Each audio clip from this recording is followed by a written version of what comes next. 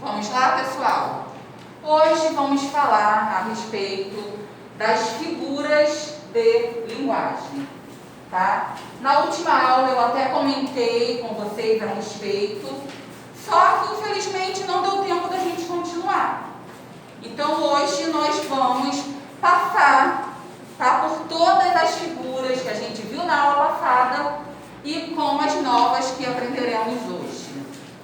Primeiro, qual é a função das figuras de linguagem?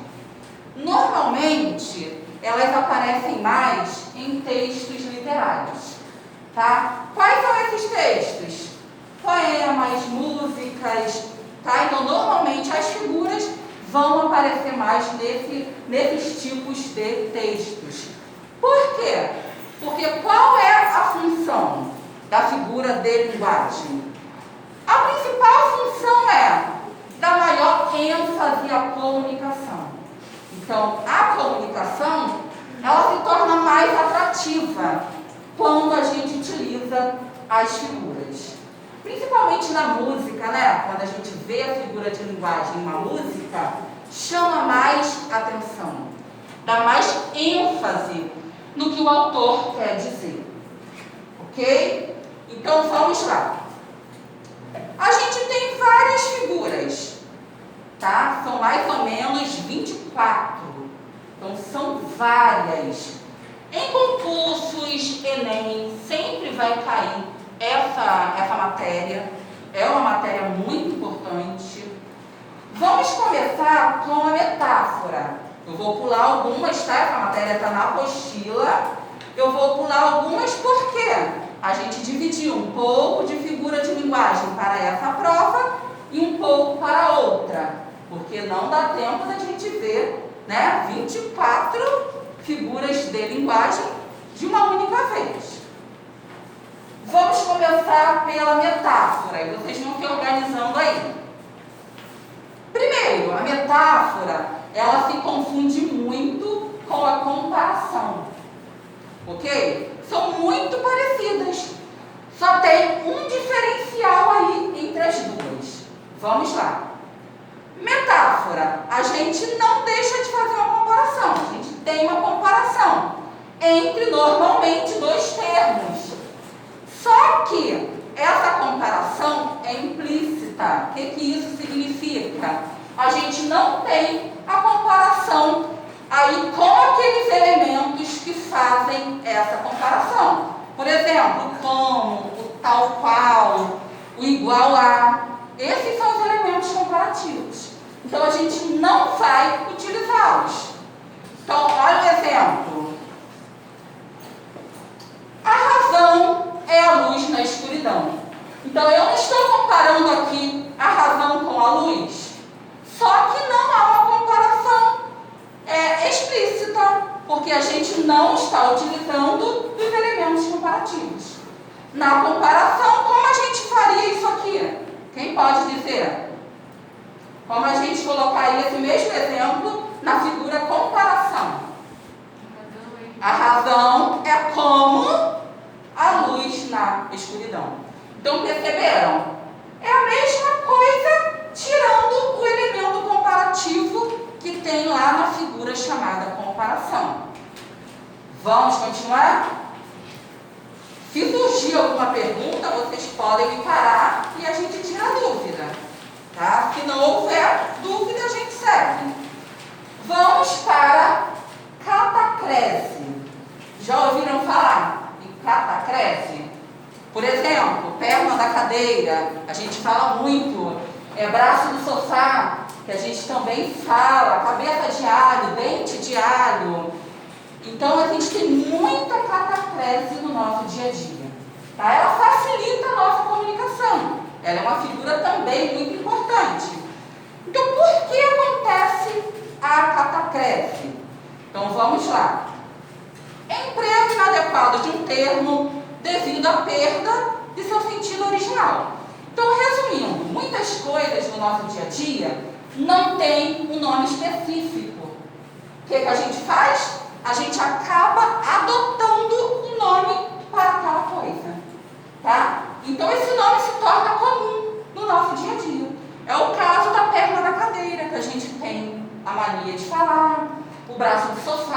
gente dá um nome para aquilo.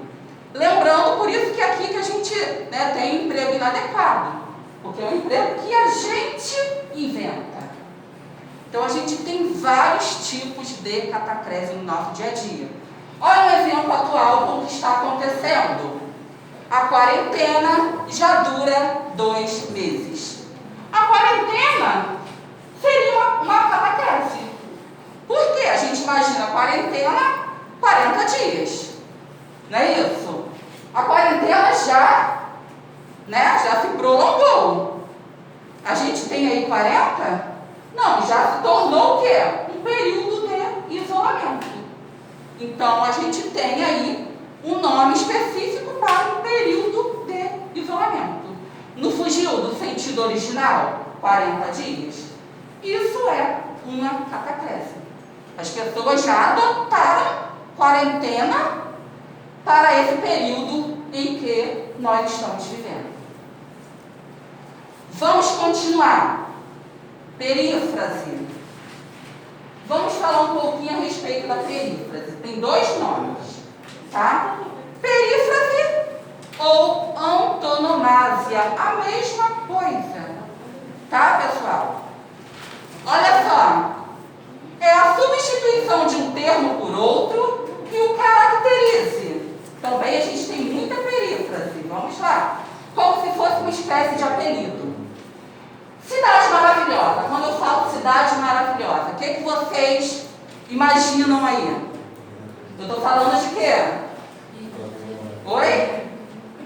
Pode falar, gente. Rio de Janeiro.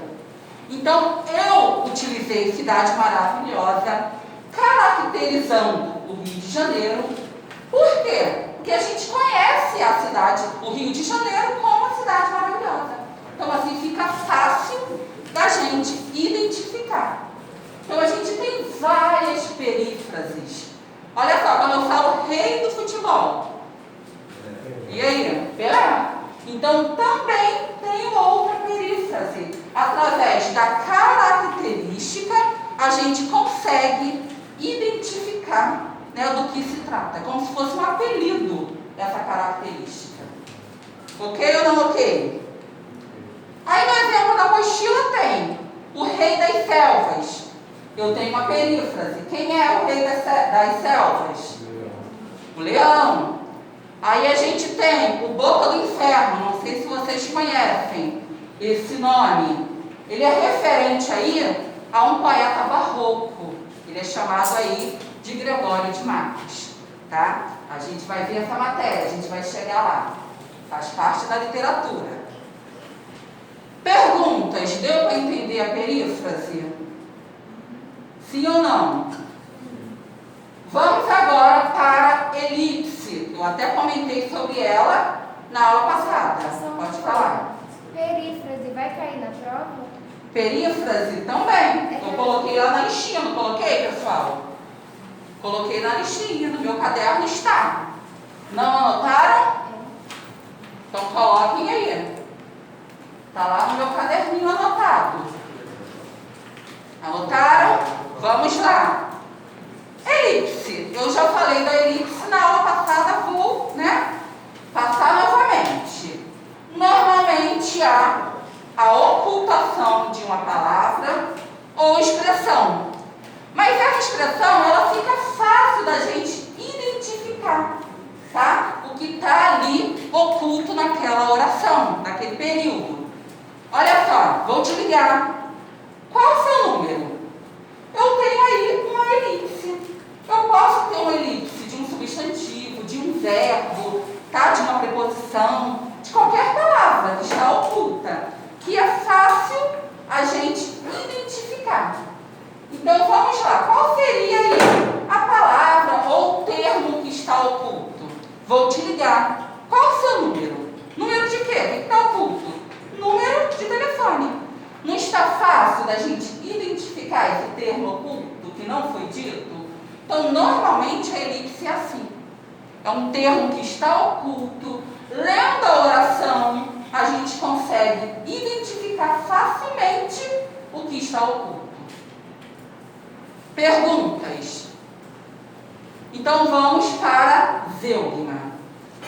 Se parece com elipse, só que tem uma diferença.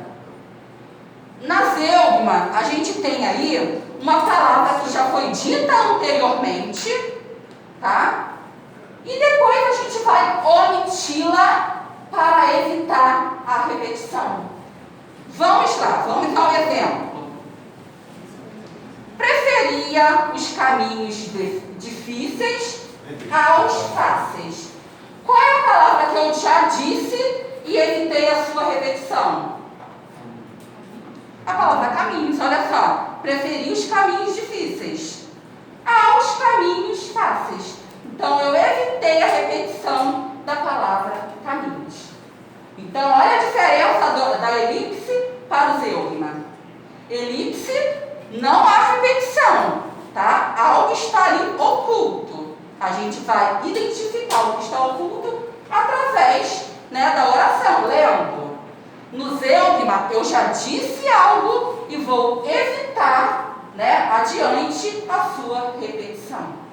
Ok? Também é fácil de identificar o termo, que a gente evitou aí repetir. Vamos continuar? Perguntas? Anáfora, também já comentei na aula passada. A gente também tem repetição. Repetição de palavras. Que pode ser aí, essa repetição pode ser no início de cada verso ou de cada oração. Vamos ao exemplo. Eu não devo ter medo, eu não devo parar, eu não devo retroceder. O que eu repeti em cada oração? Qual o termo? Eu não devo. Então a gente tem aí uma expressão que está sendo repetida. Eu não devo, eu não devo, eu não devo. Então a anáfora é isso, é repetição. Repetição de palavras ou expressões. Ok, pessoal? De palavras, não esqueçam isso aí. A anáfora também vai cair na prova? Também. Todas que a gente está recordando hoje é o que eu vou cobrar. Tá? Algumas eu já falei na aula passada, algumas, eu só estou ressaltando novamente. Vamos agora para o pleonasmo, que eu também falei sobre ele na aula passada. Quem lembra? Subir para cima, descer para baixo. Isso acontece, gente, muito, tá? Não é legal no nosso dia a dia utilizarmos, numa prova de concurso, o pleonasmo. Por quê? Seria o quê? Aí, uma repetição desnecessária. Agora, num poema, gente, não fica lindo? Fica, tá? No poema, numa música, fica maravilhoso. Então, vamos lá. O que é o pleonasmo? É o uso de algum termo dispensável, repetitivo, com o objetivo de enfatizar determinada ideia. Então, olha só. Vi a abdução com meus próprios olhos. Se você viu, precisaria repetir com os próprios olhos? Não. Então a gente tem aí um pleonasmo, uma repetição desnecessária. Ok? Ela pode ser dispensável, a gente pode retirá-la. Falei também de outras repetições que a gente tem no nosso dia a dia. Até falei da música, de Martinho da Vila. Eu sonhei que estava sonhando um sonho sonhado. Olha quanta repetição. Sonhei, sonhando, sonho sonhado. Isso é um pleonasmo. Tá? Ele quis enfatizar aí de uma forma desmedida a questão do sonho. Tá, pessoal? Vamos lá. Ainda tem polissíndeto. Cheguei a falar a respeito do polissíndeto na aula passada, que é a repetição da conjunção e normalmente. Normalmente é o e, mas também pode ser o ora, tá? São as conjunções que mais se repetem. O e e o ora. Olha só. Eu, cachorro, latia, e corria, e babava em tudo que via pela pela frente. Quantas vezes a gente repetiu aí a conjunção E? 3 vezes, não foi isso? Então, normalmente, no polissíndeto, a gente tem a repetição da conjunção. E no assíndeto? Não. Já coloquem aí ao lado, que eu acho que eu não coloquei a figura assíndeto. No assíndeto, então, coloquem ao lado do polissíndeto. Assíndeto, por que eu pedi para colocar ao lado? Porque elas são contrárias. Polissíndeto repete a conjunção. E no assíndeto, o que a gente vai fazer? A gente vai omiti-la. Ok? Então, ao invés da gente utilizar a conjunção, nós vamos utilizar a vírgula. Vamos retirar o E daí. O cachorro latia, vírgula. Tirei o E, corria, vírgula. Tirei o E, babava em tudo que via pela frente. Então, o que eu fiz? Tirei o E e no lugar dele eu coloquei a vírgula. Isso é assíndeto. Então, elas são contrárias. Polissíndeto, repetição de conjunção. Assíndeto, eu vou omiti-la. Deu para entender ou não? Hipérbole, o que a gente tem dentro da hipérbole? Também já falei sobre ela. A gente tem o exagero, tá? A gente tem hipérbole sempre funcionando como exagero na declaração. Por exemplo, estou morrendo de fome, que é o que todos, devem estar sentindo no momento. Quando a gente fala isso, a gente não está exagerando. A gente com certeza não está morrendo de fome. A gente só exagerou na declaração. Tá? Estou morrendo de fome, de frio, de sede. Já falei isso bilhões, milhões de vezes.